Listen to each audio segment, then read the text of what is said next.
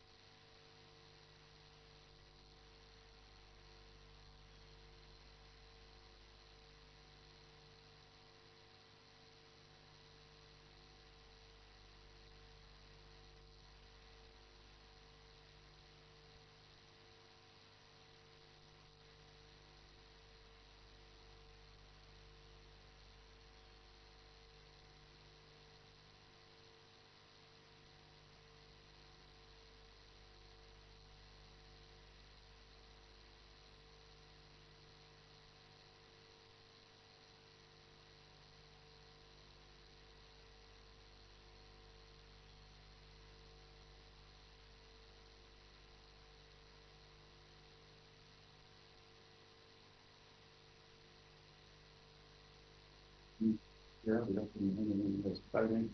my name is Jack Tishala. Good afternoon, Chair. Good afternoon, members of Parliament. My name is James Ricari, former curriculum specialist. Behind us there. Good afternoon, Chair. Good afternoon, Honorables. Good afternoon, PSCs. Collins Mavupustali, part of the consortium from the FTJ construction team, representing the consultants and also the contractor, and we lead Mr. Musa. Thank you. Anybody else who has not introduced themselves? Oh, sir, here.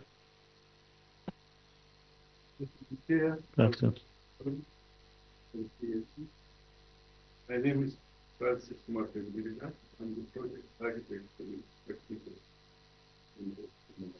Thank you. Good afternoon, Chair. Good afternoon, honorable members. Good afternoon, PS Education. My name is Malak Luhanga, Assistant Director, Data Management Unit at Ministry of Finance. Good afternoon, Chair. Good afternoon, honorable members, and good afternoon, PSs. My name is Monga Chongo. I am a principal economist in charge of external debt at Ministry of Finance and National Planning. Thank you. Good afternoon, Chair. Good afternoon, PSs. Good afternoon, honorable members. My name is Zamiwe Sakala, Budget Analyst under Budget Office, Ministry of Finance. Thank you so much. PS Finance, I've seen you've gotten backup. We hope the backup will help us to proceed and look at some of those issues pertaining to education. PS, I'll ask you to proceed and make your submission. And guidance is that you read the heading and give us your response as a ministry, as it were. Because issues in this report or query, some of them have been submitted by Ministry of Finance. So we want to just hear the query and what is your response pertaining the particular query, as it were. So you can proceed and make your submission. Thank you so much, Chairperson and the honorable members. Special audit report of the Auditor General on external public debts of the Republic of Zambia for the period 1st January 2006 to 31st December 2022. Head 80, Ministry of Education. Paragraph 7.4, irregularities in the management of contract for supply of school requisites under Ministry of General Education. The observations made by the Auditor General are noted, and I wish to respond as follows.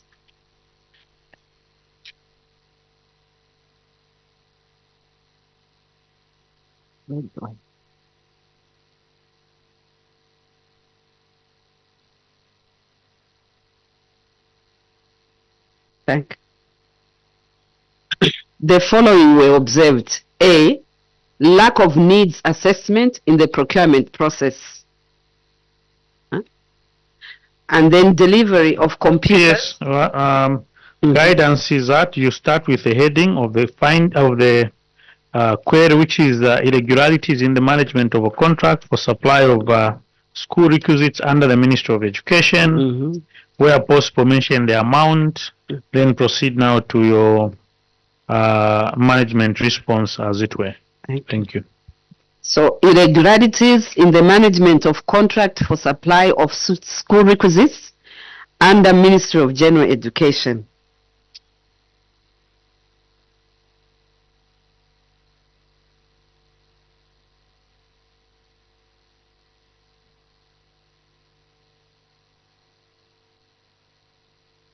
Where do I go after this?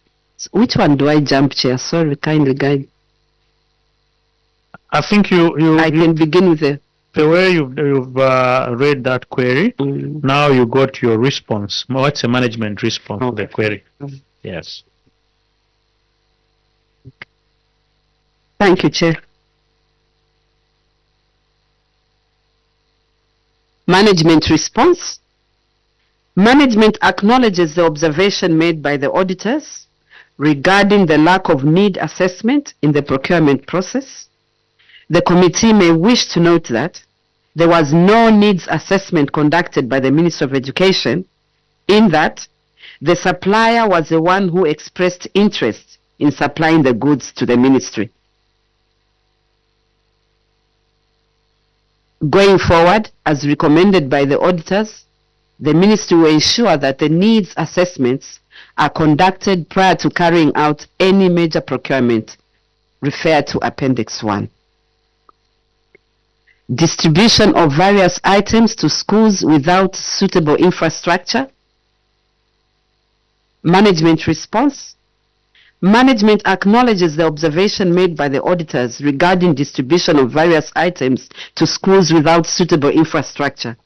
The committee may wish to note that the Ministry of Education did not carry out a needs assessment to determine which items were required for each school. However, the distribution was based on the number of schools in each district, type of school, whether secondary or primary.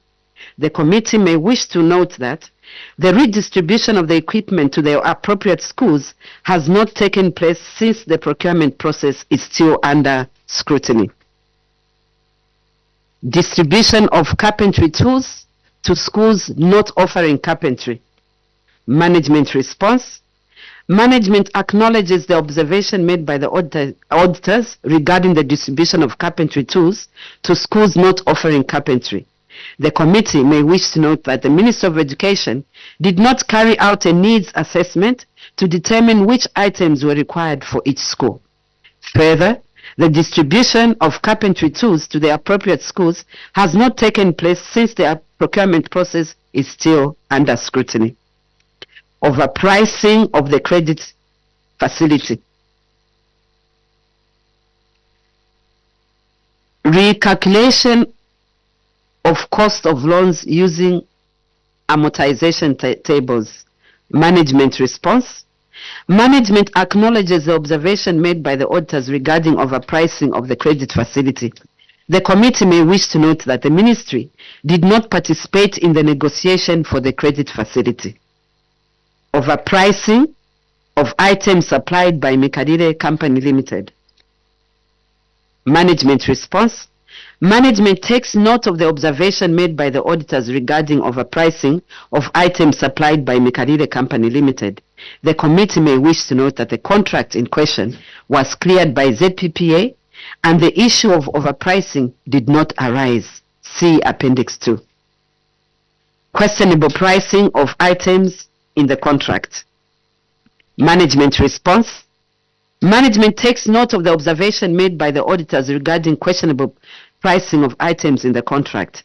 The committee may wish to note that the contract in question was cleared by ZPPA and the issue of questionable pricing of items in the contract did not arise at that time. Failure to provide procurement minutes. Ministry of Education. Management response. Management acknowledges the observation made by the auditors regarding the failure to provide procurement minutes and wish to state that the minutes could not be provided to the auditors because the minutes cannot be traced. Non-appointment of a contract manager. Management response. Management acknowledges the observation made by the auditors regarding the non-appointment of a contract manager. The committee may wish to note that there was no contract manager. However, for all current contracts, this practice is being followed by the ministry. Irregularities, pre-shipment, inspections and testing procedures. Questionable manufacturer's guarantee. Management response. Management acknowledges the observation made by the auditors regarding questionable manufacturer's guarantee. The committee may wish to note that the supplier did not share the manufacturer's guarantee for the Lenovo and the Hasey products, but for OP Furniture Company. See Appendix 3. Failure to complete the pre-shipment inspection procedures. Management response. Management acknowledges the observation made by the auditors regarding failure to complete the pre-shipment inspection procedures. The committee may wish to note that the ministry's verification team was only assigned to inspect items at the supplier's warehouse in Zambia. Failure to deliver laboratory chemicals. Management response. Management acknowledges the observation made by the auditors regarding failure to deliver laboratory chemicals. The committee may wish to note that should the procurement processes be validated, the cost of undelivered laboratory chemicals and any other undelivered items will be deducted from the contract sum and the loan amount reduced accordingly. Failure to carry out pre-shipping inspection and testing. Management response. Management acknowledges the observation made by the auditors regarding failure to carry out pre-shipping inspections and testing. The committee may wish to note that the ministry did not carry out the inspection and testing procedures at both the manufacturer's premises and at the designated schools. However, inspections were only done at the supplier's warehouse in Lusaka once the goods arrived in the country. Going forward, the ministry will ensure that due diligence is exercised and testing is done to ensure that the goods complied with the specifications. Failure to charge and claim liquidated damages. Management response. Management acknowledges the observation made by the auditors regarding failure to charge the claim liquidated damages. The committee may wish to note that liquidated damages could not be effected on a contract which was not fully signed. Irregularities in the distribution of school requisites. failure to deliver contracted items to schools. Management response. Management acknowledges the observation made by the auditors regarding failure to deliver contracted items to schools.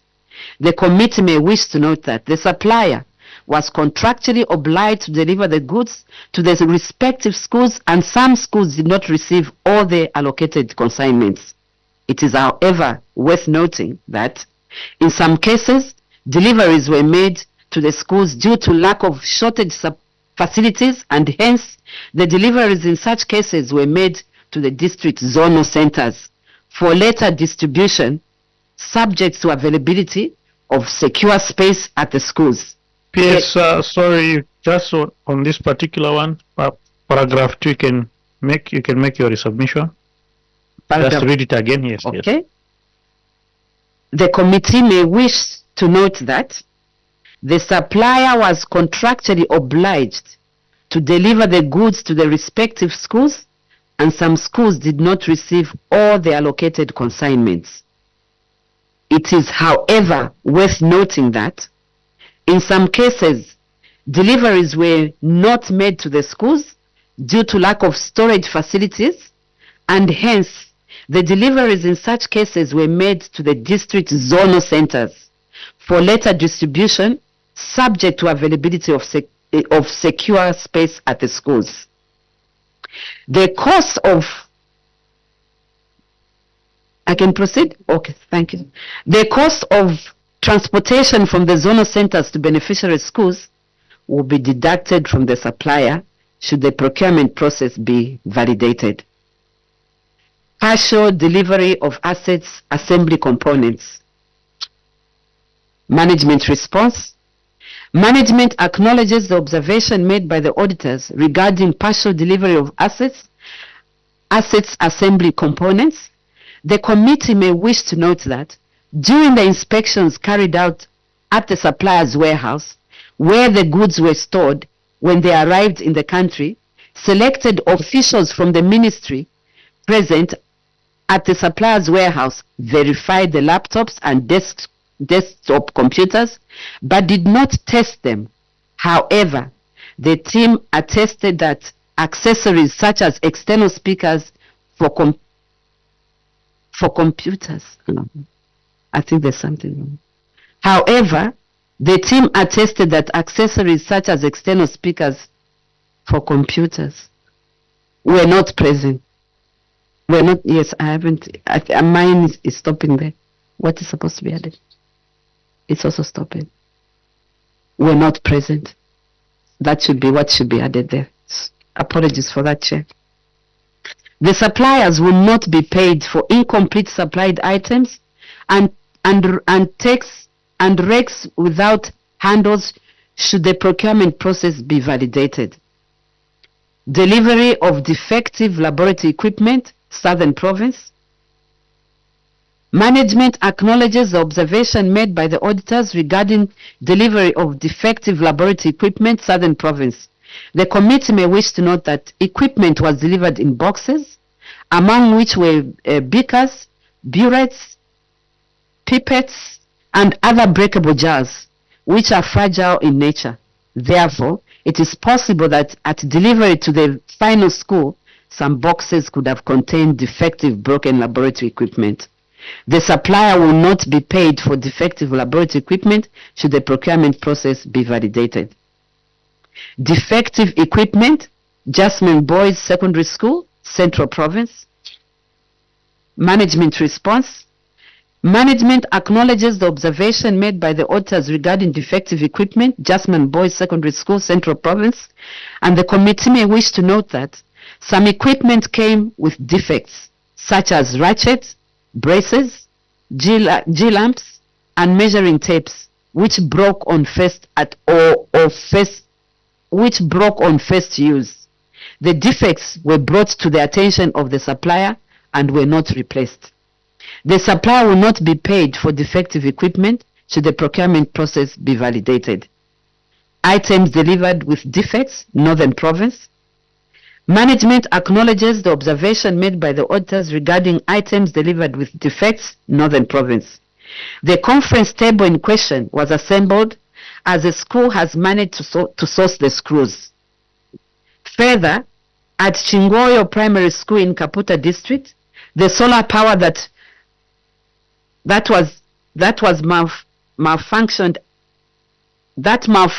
after installation was worked on by the school and is currently operational. Failure to install solar, Chonga Secondary School, Kalomo District. The management acknowledges the observation made by the auditors regarding failure to install solar at Chonga Secondary School in Kalomo District. The committee may wish to note that at the time of delivery, the solar kits meant for Chonga Primary and Secondary School were diverted to Chifusa Primary School. This is because Chonga Primary and Secondary School is connected to the national power grid. Power workmanship in lab installations. Or poor workmanship in lab installations. Apologies, Chair. Management acknowledges the observation made by the auditors regarding poor workmanship in the lab installations. The committee may wish to note that the supplier was informed and advised to attend to the defects but did not do so. The supplier will not be paid for poor workmanship should the procurement process be validated. Failure to deliver and install laboratory equipment. Management acknowledges the observation made by the auditors regarding failure to deliver and install laboratory equipment at 7 schools, namely Simuduvi, Luyava, Jonathan Sim, Muzoka, Jembo, Chikankata Day, and Nansenga secondary schools.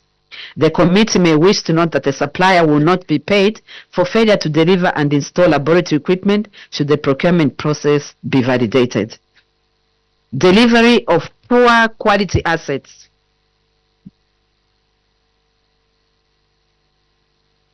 Management acknowledges the observation made by the auditors regarding delivery of poor quality assets.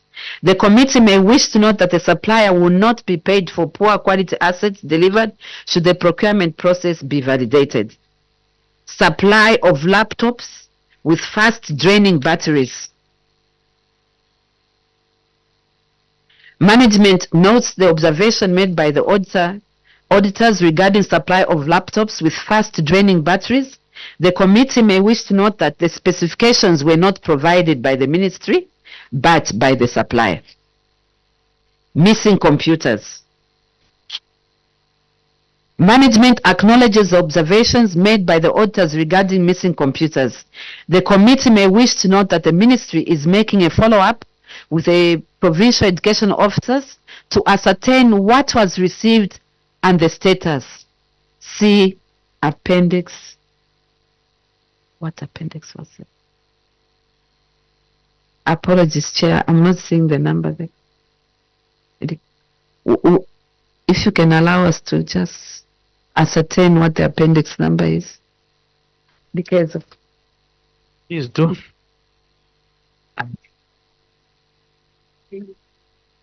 It's supposed to be appendix 4, Chair.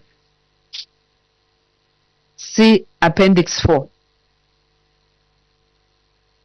Unaccounted for stores items. Management acknowledges the observation made by the auditors regarding unaccounted for stores items. The committee may wish to note that the stores officers are stationed at the provincial education offices and not at the schools where the goods were delivered. However, the ministry has written to the provincial education officers to provide disposal details for the unaccounted for stores.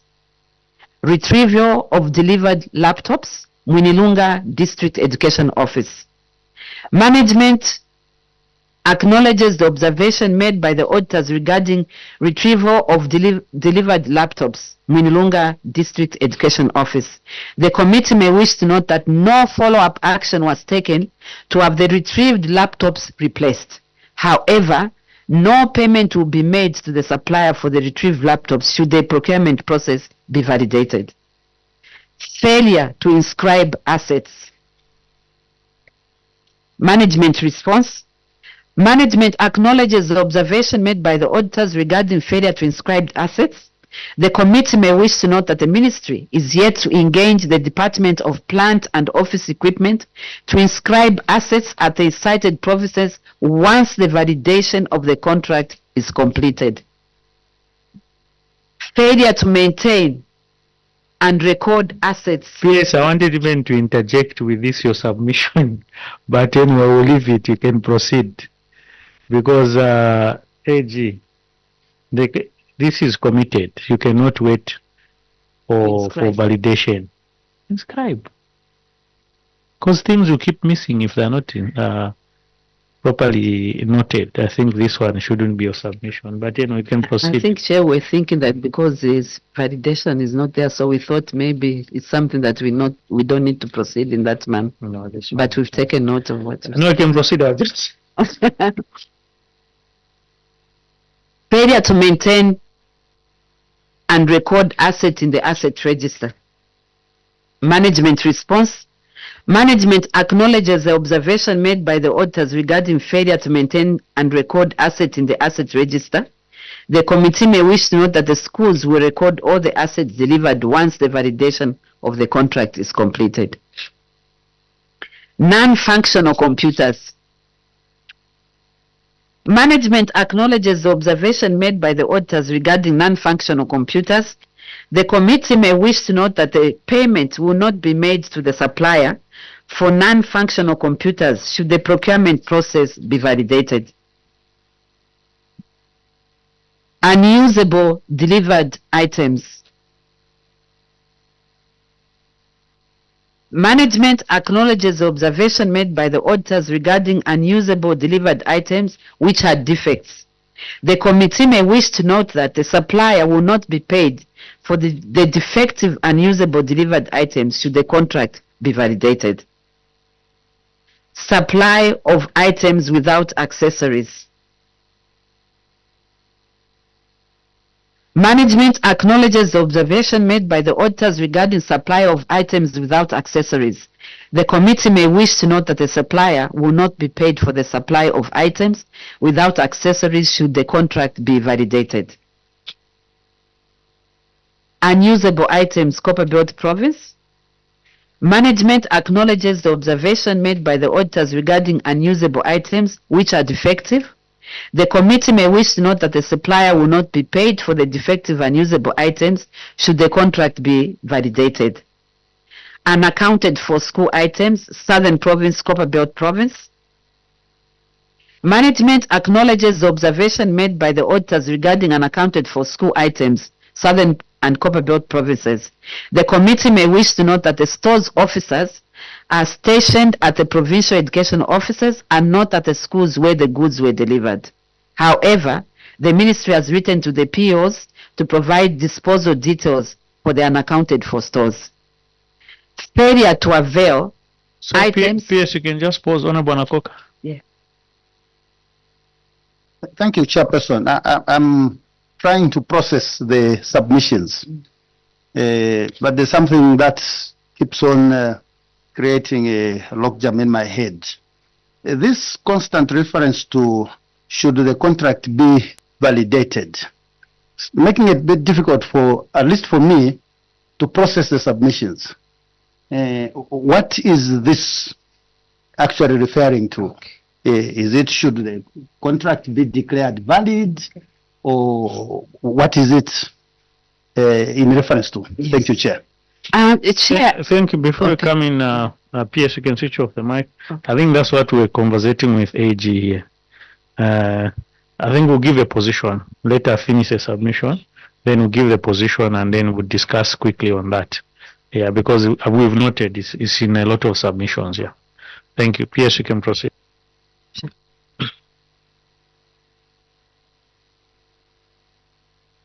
The committee may wish to note that stores officers, I think this I've read, failure to avail items for audit, Muchinga Province. Management acknowledges the observation made by the auditors regarding failure to avail items for audit, Muchinga Province. The committee may wish to note that the ministry has since advised the officers to avail the required information whenever called upon to do so. Missing carpentry tools and design. and Technology Equipment, Southern and Copperbelt provinces. Management acknowledges the observation made by the auditors regarding unverified items for Copperbelt and Northern provinces. The committee may wish to note that the ministry has since advised the officers to avail the required information whenever called upon to do so. Undelivered items. Management acknowledges the observation. The committee may wish to note that should the procurement process be validated, the supplier will not be paid for undelivered items. Failure to deliver contracted items to schools, Southern Province.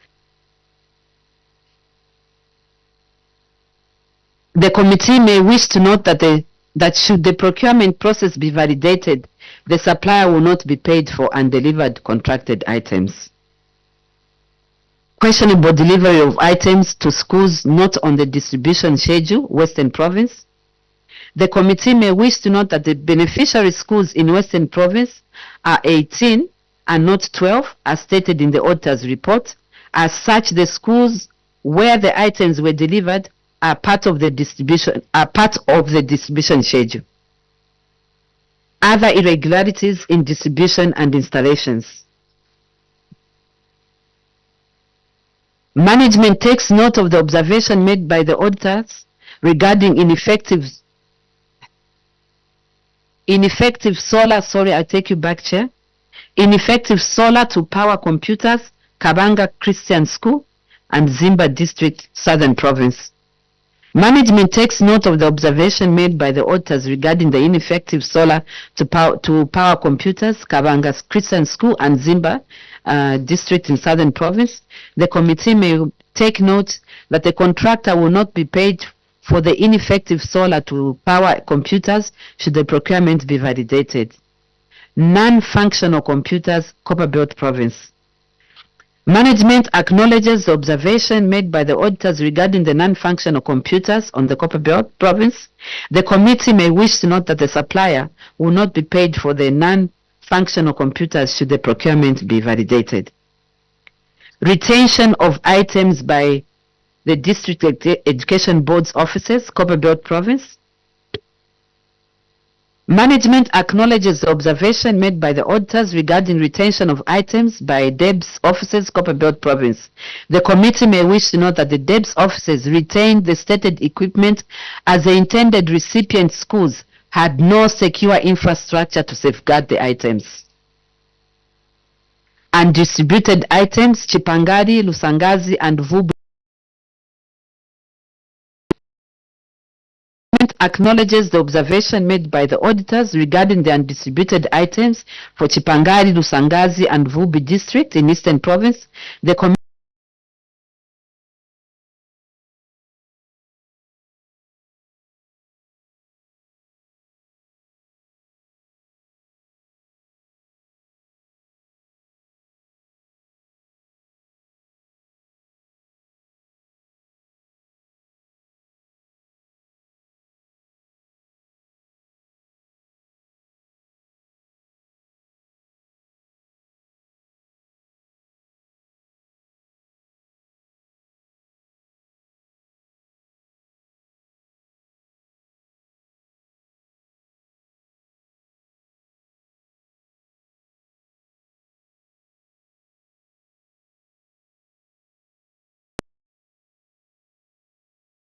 management response.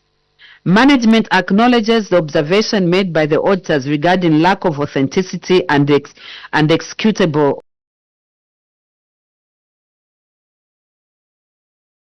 provide a manufacturer computer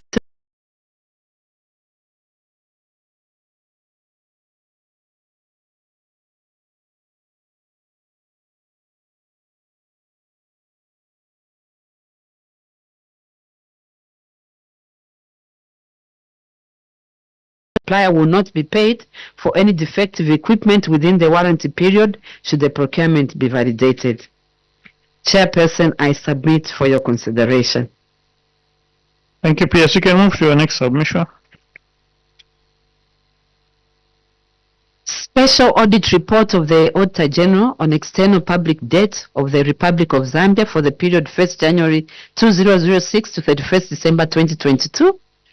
Head 80, Minister of Education, paragraph 7.5. Thank you. Before we proceed, PS, I don't know in here if there's someone who's driving a next trail. BAL 2596.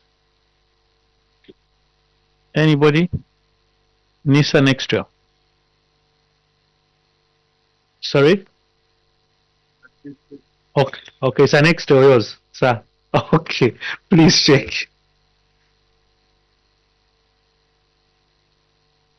Thank you, PS, you can proceed.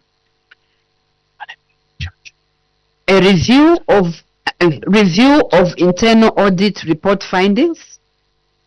Failure to distribute solar panels to earmarked schools. Management acknowledges the auditor's observations regarding failure to distribute solar panels to earmarked schools. The committee may wish to note that the supplier will not be paid for failing to distribute solar panels to earmarked schools as per contract terms should the procurement process be validated. Failure to deliver school requisites to 5 community schools in Sinda, Eastern Province. Management acknowledges the auditor's observations regarding failure to deliver school requisites to 5 community schools in Sinda. The committee may wish to note that the supplier will not be paid for failing to deliver school requisites to 5 community schools in Sinda as per contract terms and should be as per contract terms should the procurement process be validated. Questionable transportation arrangements for distribution of schools requisites. Management acknowledges the auditor's observation regarding questionable transportation arrangements for distribution of school requisites. The committee may wish to note that the supplier will not be paid for questionable transportation arrangements for distribution of schools requisites should the procurement process be validated. Questionable distribution of furniture and learning materials to private schools. Management acknowledges the auditor's observation regarding questionable distribution of furniture and learning materials to private schools. The committee may wish to note that the supplier will not be paid for questionable distribution of furniture and learning materials to private schools should the procurement process be validated. Questionable distribution of learning materials to unknown or non-existent schools. Management acknowledges the auditor's observation regarding questionable distribution of learning materials to unknown and non-existent schools. The committee may wish to note that the supplier will not be paid for questionable distribution of learning materials to unknown or non-existent schools, learning materials to private schools should the procurement process be validated. I submit, Chairperson, for your consideration. Thank you. PS, you can proceed to the last one.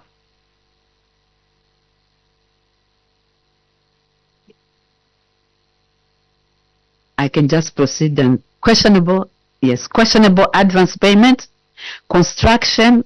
Oh yeah, this is different. Special audit report of the Auditor General External Public Debt of the Republic of Zambia for the period 1st January 2006 to 31st December 2022.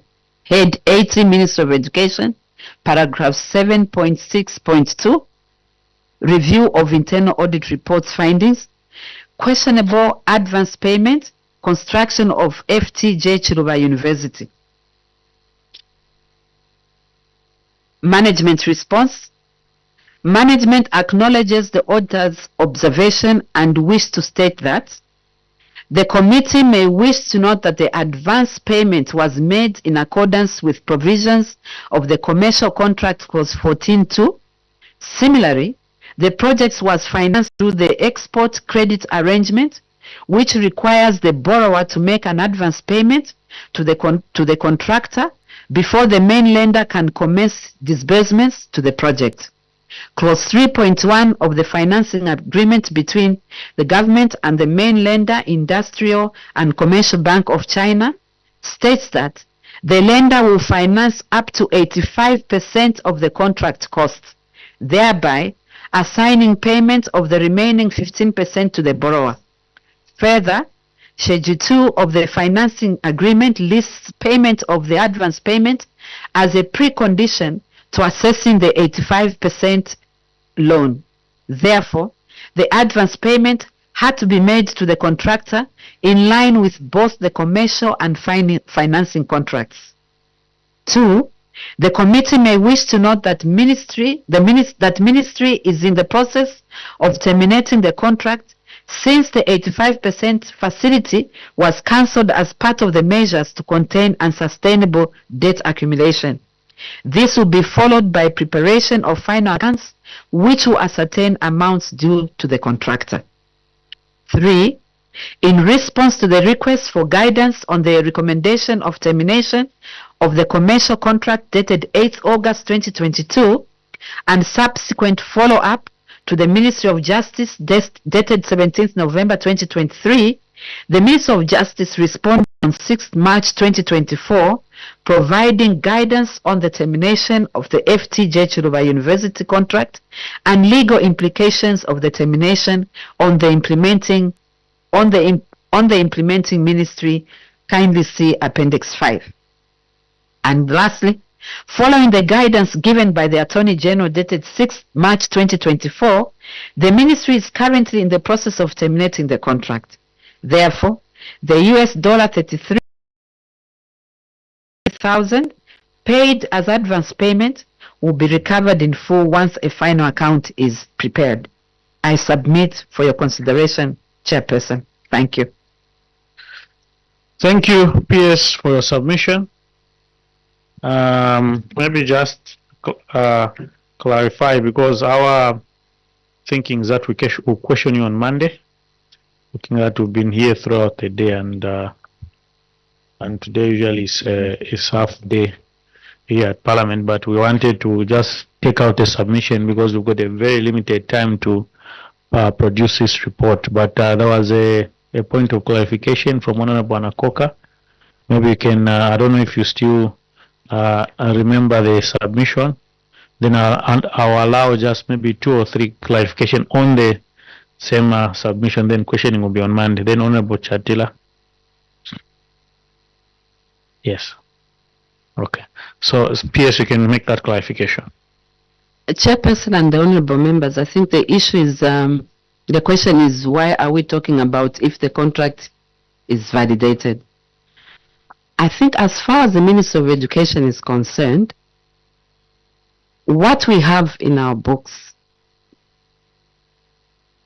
I can proceed. As far as the Ministry of Education is concerned, and upon peruse of all the records that we have at hand pertaining to this agreement, we've taken note that the contract that we have ourselves was not fully executed by both parties.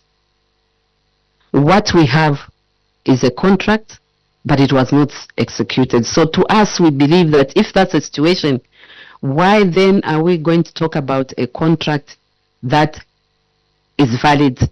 So that's why we are saying upon validation, because what we have in our books, unless we are corrected, we just have a contract that is not fully executed by both parties.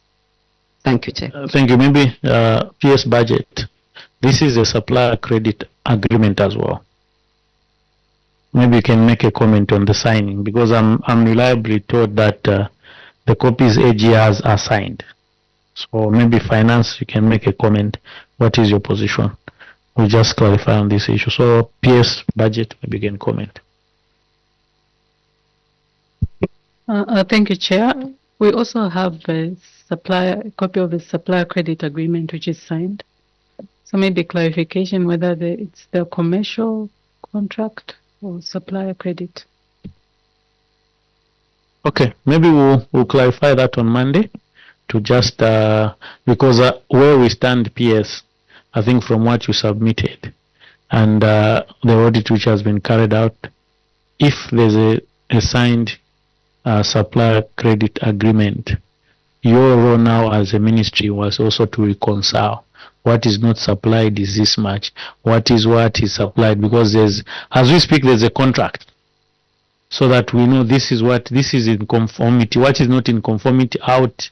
This we have to deduct this. What you needed to have gone round as a ministry to do your stock take, what is in good order, what then reconcile with Auditor General and say this is what we found, let's compare notes, what is the position. That would be very helpful, I think, for this committee as well moving forward. But let's do that on Monday. Yes, AG. Thank you so much. Maybe it's important for the members to know what we subjected to audit was actually 10% of the total schools. There were 12,000 schools which benefited from this contract, but we just checked, I think, in 1,200. So I think that is important to know. Thank you, PS. We'll make those clarifications on Monday, and also there will be points of clarification from the honorable members, and other people are here pertaining your submission. We do thank you most sincerely, and people have been here from morning. AG has been from morning, so we want to release people now. So we'll meet you on Monday at 9:30, right, o'clock. Then we can do the questioning and see the roadmap to this issue, and then we'll give you the position. We'll have the position of the committee. So we thank you most sincerely, and please do come with the same team you have come with, because I think we want people who can help you answer some of these queries, and we thank you so much. Ministry of Finance, we are grateful. PS, we know you've got a busy schedule, but for us to, at least we made some headway, and we are forming the roadmap to this issue which is before this honorable committee. So we thank you most sincerely, PS, both PSs and your staff, Accountant General and the rest. So we thank you so much, and let me take PS this opportunity to lift the immunity conferred before you in accordance with Cap 12 of laws of Zambia, that whatever you say outside, you're on your own. Thank you so much, and we'll see you on Monday. Thank you.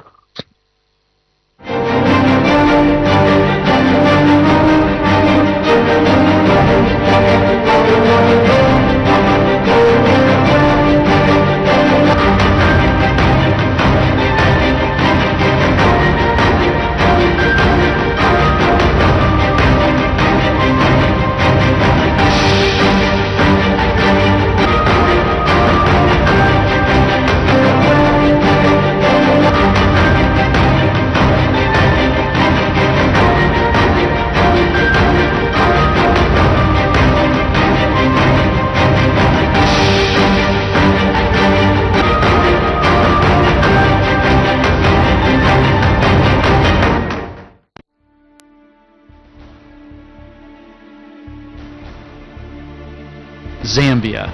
Even saying the word is a multi-sensory experience. It somehow captures something of the essence of this special place in the warm heart of southern Africa.